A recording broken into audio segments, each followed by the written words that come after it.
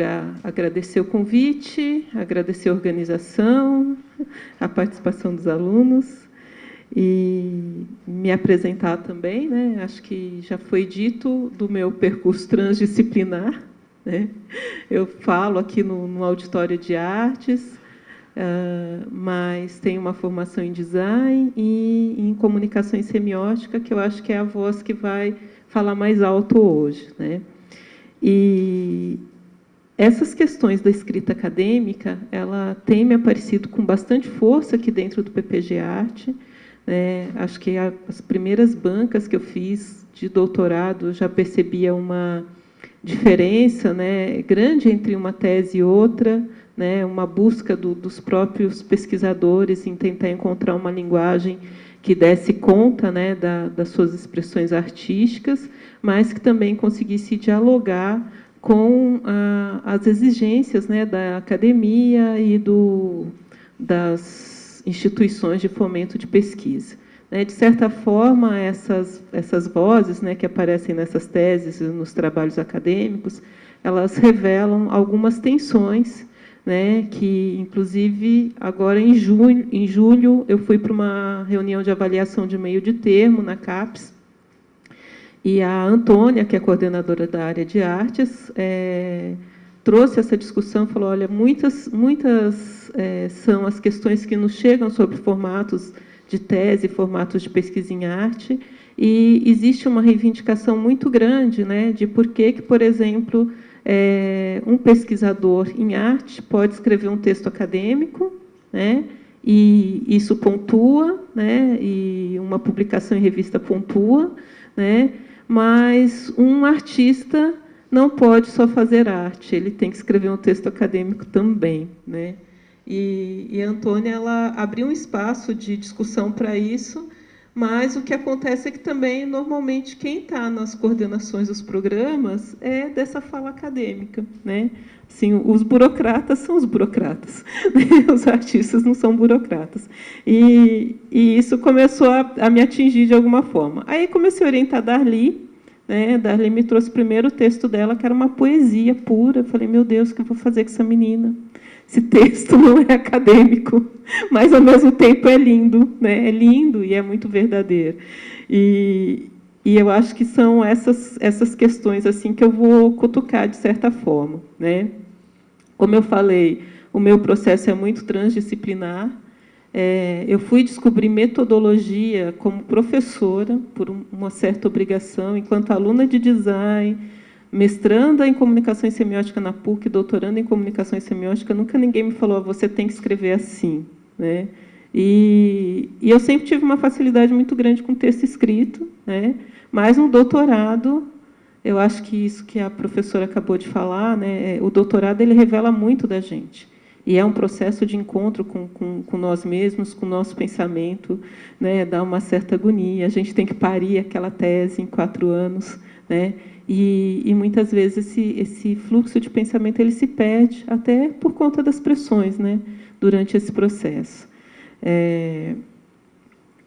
Então, de certa forma, todos os textos acadêmicos que eu escrevi eram textos de experimentação de linguagem. Mas, ao mesmo tempo, depois que eu comecei a trabalhar aqui na UNB, por incrível que pareça, foi onde que eu sofri uma maior pressão para me adequar a um certo tipo de escrita acadêmica. Não dentro da UNB, mas porque aqui eu tinha que produzir para a área de design. E a área de design é das mais formatadas possíveis e impossíveis dentro da academia, né? Porque é uma área de ciências humanas, mas que dialoga, né, ou que tem uma pressão muito grande das ciências exatas, né? E assim, o design, de certa forma, ele vive abandonando a sua linguagem artística em função de uma cientificidade, né? Isso aparece muito nas tensões, nos congressos, nas apresentações de trabalho, né? Eu começo também aqui minha fala, né, com o questionamento que os alunos me apresentaram, se a linguagem acadêmica pode expressar os processos poéticos com legitimidade, né? E aí eu me pergunto, será que estaria correto a gente se questionar dessa forma? enquanto pesquisadora de semiótica, o que eu tenho assim de primeiras observações dentro do campo da semiótica é que toda linguagem é limitadora, né? Toda linguagem ela é uma tradução de algo incognoscível ou que não se expressa na linguagem, né? Então, quando a gente vai para a linguagem, de certa forma, a gente já faz um recorte, já faz uma redução.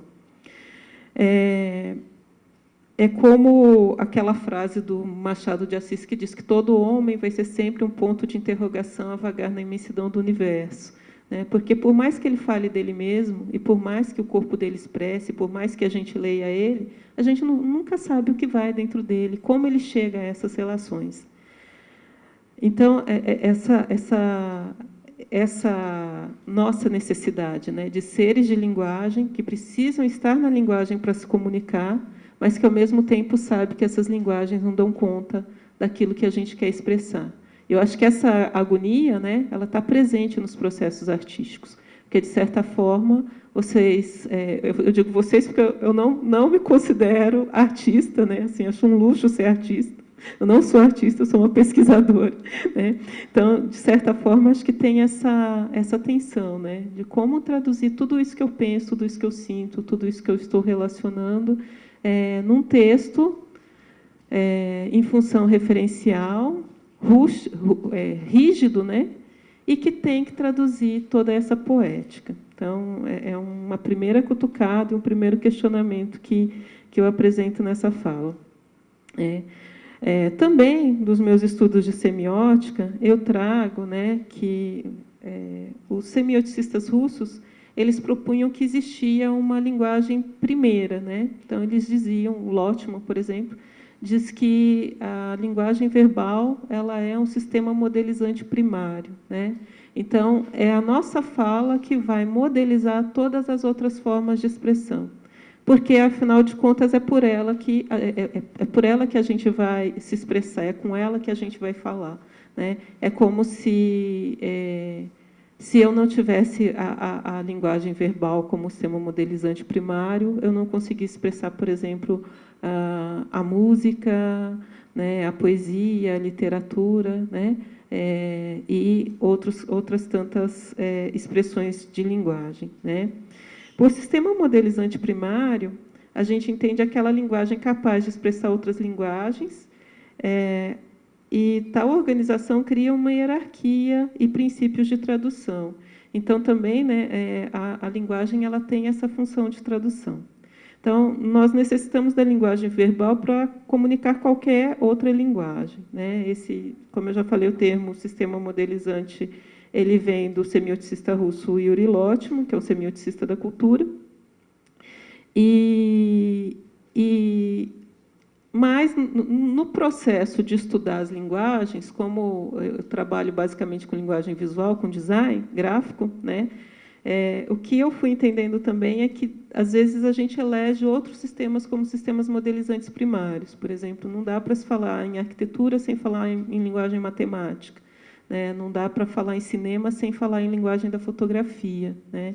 Então, essas linguagens têm sempre uma situação de hierarquia também. Estou com um probleminha aqui, não consigo descer os meus apontamentos.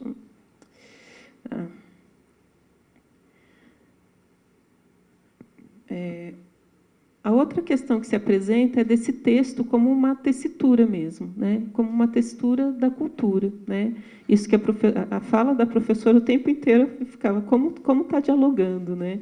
Essas construções que a gente faz com os nossos textos, né? Eles falam da gente, mas eles falam também de todo o processo da cultura que permitiu que a gente existisse hoje como ser cultural.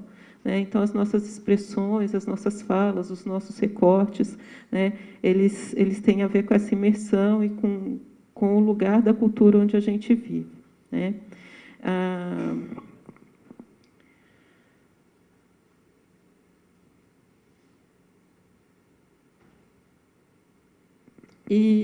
E aí, pensando também nessa capacidade linguística, né, de expressar um processo artístico ou o nosso desenvolvimento de processos, eu comecei a olhar a diferença entre as teses que eu li. Por exemplo, eu fui banca num programa de letras da Unesp de Rio Preto, e o doutorando produziu um dicionário osnomático. E foi um choque para mim ler uma tese que tinha um dicionário dentro, e aí você vai ler um dicionário também. E também fui banca de trabalhos de especialização na área de educação física, porque, de alguma forma, lidava com as linguagens e com a semiótica. E existe uma diferença bastante grande, né, que é o modo como as pessoas lidam com a construção do conhecimento e como os autores aparecem nessas teses, né? Quanto mais para a área de exatas e para a área de biológicas a gente caminha, mais referencial fica a linguagem. Você quase não vê quem está escrevendo, né? Ela diz sempre de um objeto que está sendo observado e você não sabe por quem, né? O pesquisador pouco aparece ali, né? E conforme a gente vai caminhando mais para a área de artes, na semiótica também é um pouco assim, a gente começa a tese fala de quem escreve, né? E aqui nas artes o choque foi muito grande, né? Porque assim, antes da tese falar de quem estava escrevendo, ela também trazia todo o processo, todo o pensamento, todo o jeito de organizar a vida, né? Tudo que tinha sido feito antes por aquela pessoa aparece nas teses aqui do PPG Artes. E nessas teses eu comecei a perceber isso, assim, uma briga muito grande entre uma necessidade de expressão poética, né, e um vício da academia de construção de teses em função referencial. O que são essas coisas, função poética e função referencial? Eu trago esses nomes, né, do trabalho do Roman Jakobson, que é um russo que esteve presente em vários círculos de estudos linguísticos importantes. Ele começa a carreira dele em Moscou e vai navegando, tem trabalhos muito importantes no Círculo Linguístico de Praga, na primeira metade do século passado, e aí, para o final da vida, ele vai para os Estados Unidos e também passa, né, pelo PPG Semiótica da PUC São Paulo, e por isso que a gente tem bastante acesso a esses estudos. Mas o Roman Jakobson ele define, né, que as linguagens elas têm funções, né? E o modo como as formas e a sintaxe são construídas, elas revelam o que esse falante, ou esse construtor de sintaxe, ou esse construtor de formas está pensando. Então, ele diz assim, olha, existe uma função emotiva, né, que é aquela que fala do eu e da pessoa que está dizendo, né? O texto tem muito mais informação da pessoa que está dizendo do que da pessoa que está ouvindo ou do que do objeto que está se falando. Existe a função conativa, né, que é essa que, por vezes, a gente apela quando constrói uma obra de arte e tecnologia com foco em interação, né, porque você quer atrair a atenção do interator, né? Você quer buscar esse receptor para a sua obra, e é com ele que você fala, muitas vezes. E existe a função fática, né, que é essa função que não diz nada. Quando alguém que está dando palestra fala, alô, som, né? A gente está dentro dessa função fática.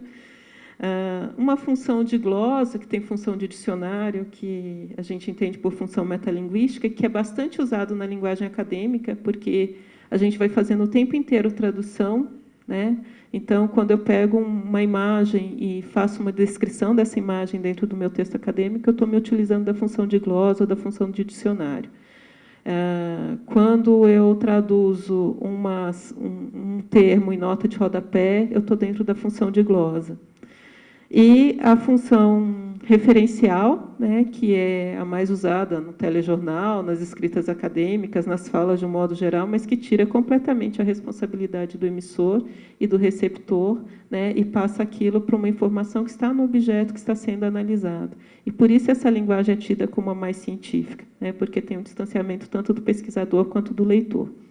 Mas, nos trabalhos em arte, o que a gente percebe é uma predominância da função poética da linguagem, né? E a função poética da linguagem ela é linda, bela, sofisticada, mas tem uma complexidade de construção gigante, porque necessita de uma experimentação sem fim, né? Então, quando a gente escreve em função poética da linguagem, ou quando a gente trabalha com objeto artístico, com objeto de design, dentro dessa função, é como se todo o nosso repertório se depositasse sobre o nosso modo de escrever.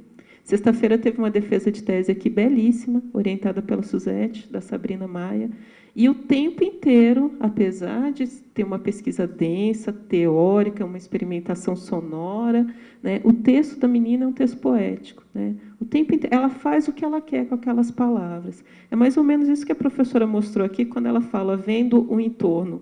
O vendo ali pode ser vender e pode ser ver, né? Existe um duplo ali, né, que só se efetiva, né, esse significado só se efetiva através do repertório do meu leitor e do jogo lúdico que ele constrói com a obra de arte que está ali, né? Então, de certa forma, é essa linguagem que a gente deseja, né, nas construções das nossas teses. Mas, por outro lado, como existe sempre essa tensão, será que eu posso escrever assim? Será que a academia vai aceitar assim? Será que se eu mandar um artigo assim para um congresso, né, eles vão me aceitar, eles vão me entender? E por que é que não aceita e por que é que não entende?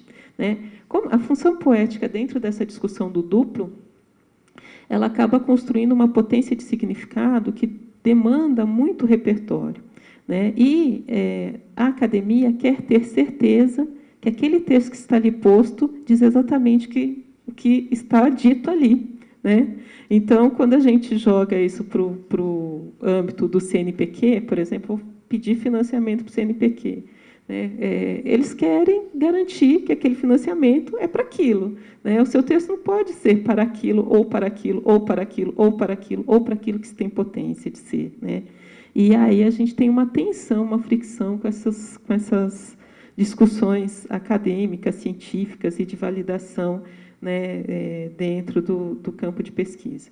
Quando eu falo dessas fricções, eu lembro que a gente, em aula, semana passada, aqui no PPG, a gente está discutindo um texto do Abraham Moles, que se chama Ciências do Impreciso. E esse texto, o Moles era um professor de ciências exatas, dando aula no curso de design, com uma ansiedade muito grande de justificar os fomentos, né, desse curso pós-Segunda Guerra, numa Alemanha falida, né? E o Moles ele tenta, né, justificar como fazer pesquisa dentro das ciências humanas, sociais e aplicadas, né? E a gente está lendo esse texto com distanciamento de dizer, olha, as artes não se enquadram dentro das ciências humanas, sociais e aplicadas. As artes elas estão dentro de uma outra discussão, que é artes e linguagem, né? Porque artes experimenta e inaugura, linguagem experimenta e inaugura. As ciências humanas, sociais e aplicadas, né, para muitas áreas, acho que a Luísa pode falar disso melhor do que eu, tem uma formatação e um método de pesquisa já dado, já dito, né?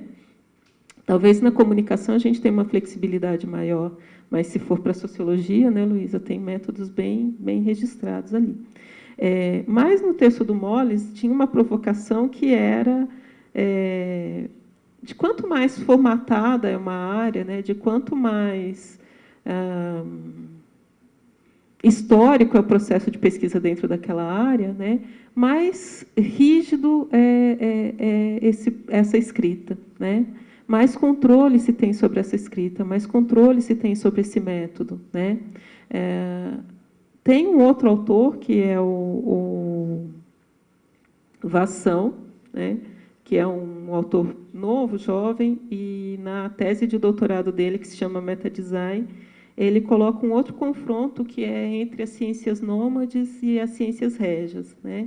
Então, essas ciências régias são essas ciências validadas e aprovadas, né, pelo Estado, e as ciências nômades são essas ciências que caminham no impreciso, né, que caminham no cotidiano, que aparecem, como a professora falou, num processo de imersão na cidade, num caminhar, né, numa errância, num devaneio, né? E no texto do Vassão tem uma outra situação que eu acho que vale a pena discutir, né, e que aparece também nas nossas discussões da reunião dos PPGs, tanto de design quanto de artes, que a academia ela é formatada por um grupo, né, e no Brasil a gente sabe que esse grupo é muito mais as ciências biológicas, é onde está o maior número de recursos, depois ciências exatas, depois ciências humanas sociais aplicadas, depois as artes. Então, o Pires começa com uma grande bandeja, né, e termina com Pires na gente, né? E toda vez que a gente vai pedir, né, olha, nós também somos pesquisadores, nós também fazemos pesquisa, a gente tem que dialogar com a forma como o outro constrói o discurso, né? O professor Jaime estava aqui falando da importância das artes, né? Mas, quando a gente olha a distribuição, por exemplo, essas bolsas que vieram do mestrado, elas vão atender primeiro programas 7, depois programas 6, depois programas 5, depois programas 4, que somos nós, depois programas 3, que é o design, por exemplo, e a música, que estão começando agora, né, e as cênicas. A gente quer comprovar para o outro que a gente tem a mesma capacidade de diálogo e de discurso que eles, né? E aí a gente se vende a esse formato de pesquisa, né? Não que nós não tenhamos capacidade para inaugurar outros formatos. Está aqui a professora para falar isso, a dissertação da Sabrina, o texto da Darli, né, e outros tantos textos que eu já tive contato, belíssimos. Mas a gente se veste, né, dessa academia rígida para dizer nós somos sérios e nós também queremos esse recurso, né? Então, existe um mecanismo de captura, né, dessas ciências ditas ciências régias para as ciências nômades. O Lotman vai falar disso de uma outra forma, né? Ele vai falar disso como um processo de leitura mesmo da dinâmica da cultura, né? Ele diz que a cultura, de certa forma, ela tem alguns núcleos enrijecidos, que são esses mais formatados e que não permitem a mudança nem de formato, nem de regra, nem de norma, né? Ele chama isso de núcleo duro da semiosfera, e ela tem a periferia amorfa, as zonas de fronteira, onde acontecem as traduções. De certa forma, os nossos costumes, né, os nossos diálogos, a nossa produção de conhecimento, ela sempre começa nessa periferia, experimentando, dialogando, sendo traduzida e traduzindo, e vai caminhando na cultura até ganhar essa formatação mais rígida, né? E, quando ganha a formatação mais rígida, ela quer permanecer ali. É como se a gente fosse comparar, por exemplo, o balé, né, que todo mundo sabe o que é um pas de deux, né, todo mundo sabe o que é um plié, né, com uma dança de rua, que daí cada bailarino organiza lá o seu movimento, né? Uma é enrijecida, né? E a outra tem uma liberdade de invenção. Se a gente pegar para a nossa área de arte e tecnologia, é como se a gente pegasse, por exemplo, esses softwares fechados, né, que já estão aí na 15ª versão, são vendidos daquele jeito, ninguém pode mexer, né? E os softwares livres, que cada um dialoga e vai montando, e o software, às vezes, ele começa com uma função e termina com outra, né? Porque no processo de código aberto a gente vai construindo esse software para as nossas necessidades. Então, a cultura ela tem esses mecanismos, e a ciência está dentro da cultura, né? A pesquisa está dentro da cultura, né? Existem algumas áreas que já estão mais enrijecidas, né? E existem outras áreas que são mais livres e que vão capturando, né? A gente vai em processo de errância encontrando os nossos objetos artísticos, né? Os nossos objetos de expressão, os nossos objetos de construção poética, né? Esse pensamento dialoga também com o trabalho de um pesquisador alemão chamado Niklas Luhmann, né? E que ele trabalha ele fica investigando durante a vida dele quais são os códigos que compõem a sociedade, né? E mais para o final ele vai defender que a comunicação é o código principal que estrutura a sociedade, ou contrário, deixa eu ver se eu consigo dizer isso de uma outra forma, que a gente entende a sociedade pelos mecanismos de comunicação que essa sociedade constrói. O Luhmann, ele fala isso, mas ele diz também que cada grupo social desenvolve a sua própria forma de comunicar, ou seja, os signos ganham significado dentro daquele grupo, né? Então, dessa forma, se eu conversar com médicos, eles vão ter linguagens da medicina. Se eu conversar com um advogado, né, aquela linguagem código, lei, rígida, que assim, você fala, nossa, por que alguém dá uma sentença dessa e manda um ser humano normal ler, né? A gente precisa de N processos de tradução para dar conta de uma sentença judicial. E os designers, por exemplo, se a gente falar que C100, M50, né? O Pedro já deu risada, que ele já fez a cor ali na cabeça, né? Algumas pessoas que trabalham com código de cor entendem, mas quem está fora desse micro, né, recorte da sociedade, que é a área de design, não vai entender, né? Dessa forma, né, os artistas também têm os seus códigos, né? E o Luhmann fala que, para além desses códigos, desses grupos sociais, existe também os códigos de tradução, ou os códigos espelho, né? E, antes de ontem, eu estava conversando sobre essa fala de hoje com um professor da área de letras, doutor, que, inclusive, foi meu leitor durante o doutorado e me ajudou muito, e ele falando, olha, na área de letras a gente também tem esse problema, né? Porque uma tese, uma dissertação, ela é um texto sobre um texto, né? Então, ela é um texto sobre um texto artístico, né? E não significa que ela tem que ser um texto artístico. E a construção de um texto artístico, mesmo um texto verbal artístico, ele é de extrema sofisticação, né? Talvez das questões mais difíceis de resolver, né? De certo modo, é muito mais fácil construir uma tese em função referencial, né? Quando a professora falou que ela foi descobrindo e conquistou a escrita, né?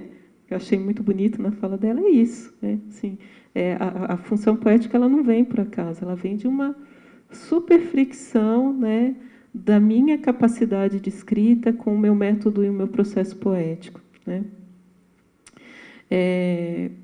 E aí, né, quando a gente fala desses vários códigos, das várias situações em cada área, designers, médicos, advogados, artistas, engenheiros, biólogos, né, que nem o professor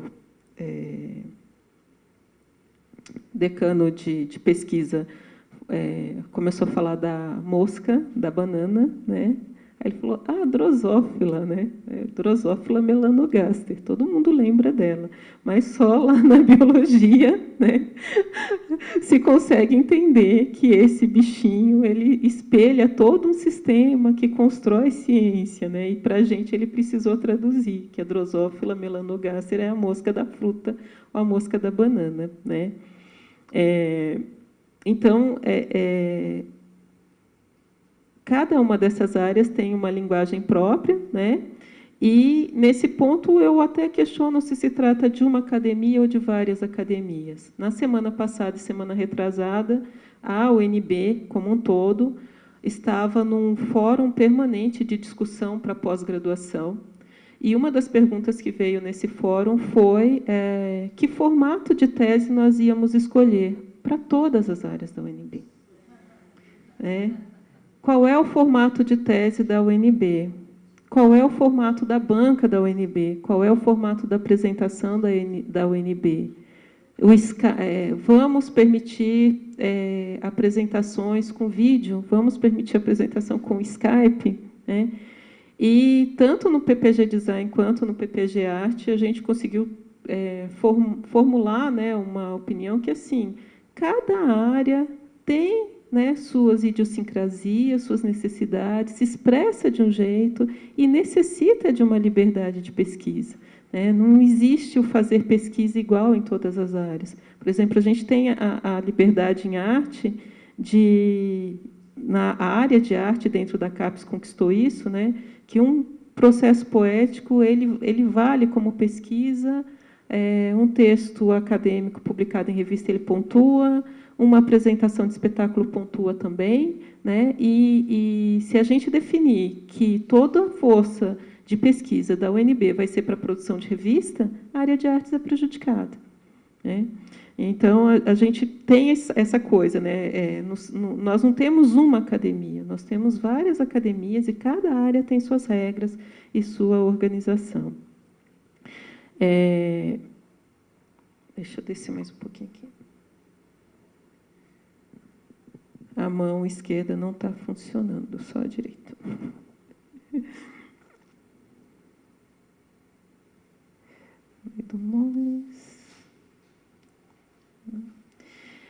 No texto do Moles ainda tem uma outra provocação que eu achei bem bacana, assim, que ele fala que basta 5 pessoas como pareceristas para limitar toda a capacidade criativa de uma área. E dependendo do tempo que essas pessoas permanecem como pareceristas, mais formatada essa área fica, porque a gente começa a entender que para mandar texto para aquele lugar, se quiser ser aprovado, né, Dani, CNPq, se quiser ser aprovado, se quiser verba, se quiser bolsa de pesquisa, vai ter que ser assim, vai ter que ser aquela pesquisa. Tem uma amiga da área de design, que faz uma pesquisa maravilhosa na Rocinha, trabalha com design social, e ela está pesquisando relações de vulnerabilidade na terceira idade e o modo como a arte e o design podem contribuir para minorar, né, minimizar essa vulnerabilidade. E ela mandou pesquisa para ser pesquisadora PQ, do CNPq, e ela perdeu. E a pessoa que ganhou estava pesquisando a serifa toscana da letra. E ela falou, bom, a gente perde toda uma aplicação social da pesquisa para discutir a serifa. A serifa é aquela perninha da letra, né? Eu estou fazendo tradução de novo. Né? Então, por quê? Né? Porque dentro da área de design mais valem as pesquisas do mínimo do que as pesquisas macrosociais. Né? A gente que pesquisa cidade, que pesquisa relação de redes, né? Sempre fica de fora. Aí a gente vai pedir para outras áreas. Mas colocando isso para dizer como, né, que um grupo pequeno de pessoas acaba determinando, né, o que é pesquisa, o que não é pesquisa, como fazer pesquisa, por que fazer pesquisa, para quem fazer pesquisa. Né? E aí volto de novo à fala do professor Jaime, que, graças a Deus, a gente faz pesquisa mesmo sem ter verba. Né? E a gente produz conhecimento mesmo sem ter financiamento. A gente queria que todo mundo tivesse financiamento. Né? Mas nem sempre aquilo que é encontrado no dia a dia como um problema de pesquisa é olhado pelos olhos desses pareceristas. Tem alguns outros pontos, né, que eu acho que são necessários nessa discussão quando a gente fala das escrituras trans, multidisciplinares, escrituras acadêmicas, que uma é esse tempo de produção científica, né? Eu lembro muito bem da minha aula de metodologia na PUC, que eu fui fazer já no doutorado, e que o professor não falava nada de formato, ABNT, questionário fechado, questionário aberto. Né? Ele dizia da pesquisa para a nossa vida. Jorge Vieira era o nome dele. E o Jorge ele dizia assim, existe uma questão que é a nossa questão de vida dentro da pesquisa, né? Em que, de certa forma, chega um momento da sua vida que você percebe que isso está lá. Né? Você vai sempre, olha, eu estou pesquisando isso porque tem a ver com a pesquisa do meu orientador na graduação. Né? Olha, eu estou pesquisando isso porque isso tem bolsa no CNPq, no mestrado. Eu estou pesquisando, eu pesquisei cidade também no doutorado, e muito em função da carga de trabalho e viagem que eu tinha durante esse período, eu falei, o meu objeto de pesquisa só pode ser um objeto que eu não posso escapar dele. Eu estou na cidade o tempo inteiro. Então, como eu estou na cidade o tempo inteiro, é esse o meu objeto de pesquisa. Né? Mas existe uma questão que ela toca, né? E que eu acho que aí a gente relaciona arte com pesquisa, né? Porque, de certa forma, eu fui banca da linha de poéticas 2 ou 3 vezes, e o que eu percebi dos meninos da linha de poéticas, os escolhidos, né, os que passaram na seleção, é que a gente conseguia ver na produção e na vida desses artistas, né, que não existe um desacoplamento com a produção artística. É como se aquela produção artística estivesse no respirar, no caminhar, né, alimenta, né, e você não consegue desconectar a pessoa do processo artístico dela. Né? E isso assim, me mexe muito, né? Tá o tempo inteiro, é para além da academia, né? E é uma delicadeza, né? Até na banca de sexta-feira eu estava falando isso com a Suzete falando que a doutoranda tinha chegado pronta e que ela tinha interferido pouco. Aí eu lembrei da Dani, né? E a Dani fala assim, muita ajuda que não atrapalha. E é um pouco isso, assim, né, que tem que ter essa sensibilidade, né, do orientador em perceber que aquele processo é daquele aluno, né, é daquele orientando, está ali, e a gente eleger determinadas formas de escrita que não provoquem o apagamento dessa personalidade já é muito, né? Já é muito, assim, mas não deu livro, não forçou a menina a fazer isso, não, né? Entender esse tempo de produção científica e de pesquisa. Está aparecendo aqui 5 minutos, né? Eu acho que tem mais algumas outras questões, né, que eu acho que tem que ser colocada. Uma segunda questão que também estava sendo discutido nesse fórum de pesquisa é em que língua nós vamos produzir as nossas teses, né? E se, dentro da UNB, nós vamos aceitar teses em outros idiomas. E eu consigo ter o enfrentamento da questão por dois lados. Eu oriento o Luiz, que é da Colômbia, né, e aprendeu português muito bem, escreveu uma dissertação inteira, está quase pronta em português muito bem, né? Mas a gente reconhece que, se ele estivesse escrevendo em espanhol, né, ele teria uma navegação melhor, né, dentro da língua mãe. Mas, por outro lado, existe uma questão de garantir o espaço de fala e de pesquisa das línguas latinas, né? Então, se a gente discute que a UNB vai aceitar a língua portuguesa e mais o inglês, a gente está tirando, né, a possibilidade de produção em língua portuguesa, e isso é marcar um território político que está sendo defendido em muitos outros lugares, né? Assim, na União dos Pesquisadores de Comunicação no mundo tem uma defesa disso, tem uma rede latina que aceita pesquisa, só aceita pesquisa em língua latina, em design, não porque a gente precisa garantir que a nossa língua seja uma língua de ciência e de pesquisa também. Acho que essa é uma discussão que a gente tem que pontuar quando vai falar de transdisciplinaridade e diálogo entre as áreas.